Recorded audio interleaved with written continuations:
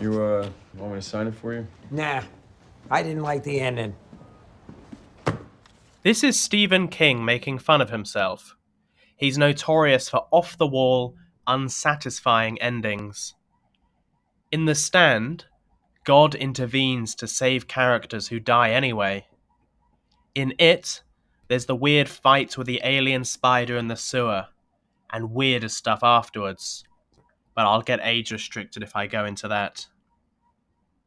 Stanley Kubrick had to change the ending of The Shining to make it palatable for cinema. So it begs the question, is Stephen King actually a good writer?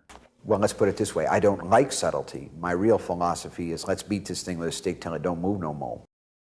Now I love Stephen King. He's not as elegant as Edgar Allan Poe. His worlds don't have the same nightmarish intensity as those of H.P. Lovecraft.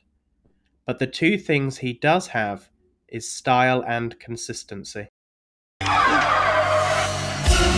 Kiss me, fat boy!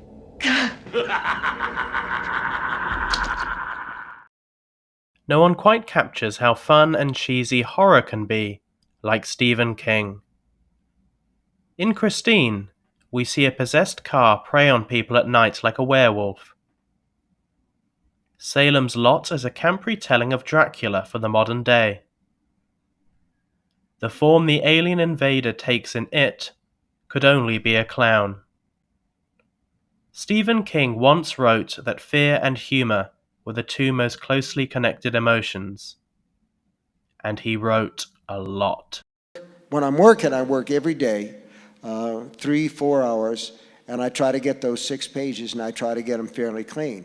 So if the manuscript is, let's say, 360 pages long, that's basically 2 months' work. It's concentrated. In the 80s alone, he wrote Firestarter, Roadwork, Cujo, The Running Man, The Gunslinger, Christine, Pet Sematary, Cycle of the Werewolf, The Talisman, The Eyes of the Dragon, Thinner, It, Misery, The Tommyknockers, The Dark Half, and Skeleton Crew, a collection of stories and novellas which included The Mist.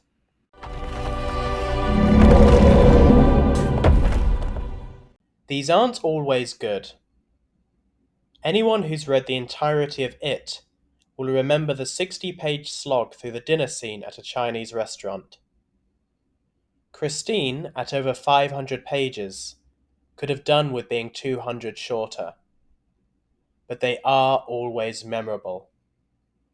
Stephen King has created more iconic villains than the Gothic writers combined, and no other writer, aside from Shakespeare, has had more film adaptations of their work.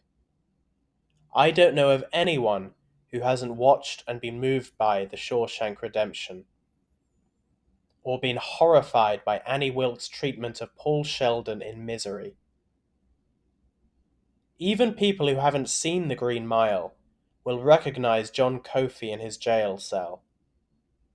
And Carrie has been parodied so many times that it's impossible not to be familiar with the plot. This means his books aren't just good fun. They are required reading to understand much of 20th century culture. And underlying all his humor and hard work is genuine terror. Just listen to his inspiration for writing The Shining.